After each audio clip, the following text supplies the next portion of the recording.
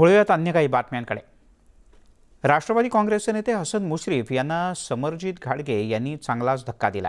कागलच्या विद्यमान नगराध्यक्षांनाच त्यांनी भाजपमध्ये घेत राष्ट्रवादी काँग्रेसला खिंडार पाडले.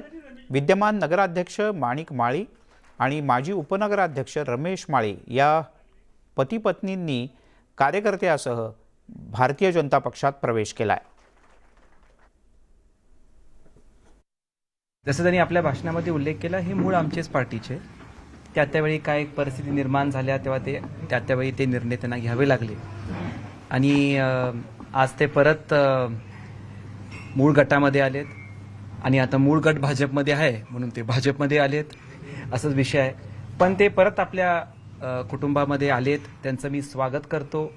याच्यामुळं कागलमध्ये फक्त नगरपालिका नाही, कागल मतदारसंघामध्ये आपला जुना गट एकत्र करण्यामध्ये आम्हाला एक चांगली संधी मिळते. राजेसाहेब जसं म्हटले की मी माझ्या मूळ घरात फक्त परत आलोय, कारण हा सगळा परिसर, हे घर आमच्यासाठी काही नवीन नाही, नवीन नव्हतं. आणि त्यामुळं मी मुळात राजेंचा कार्यकर्ता म्हणूनच माझी ओळख होती. ती ओळख आपली कायम ठेवण्याकरता मी राजेंच्या गटामध्ये या ठिकाणी प्रवेश केलेला आहे. राजनीतीचा खुलासा केलेला आहे. आमचा गट म्हणजे बीजेपी आणि बीजेपी म्हणजे आम्ही.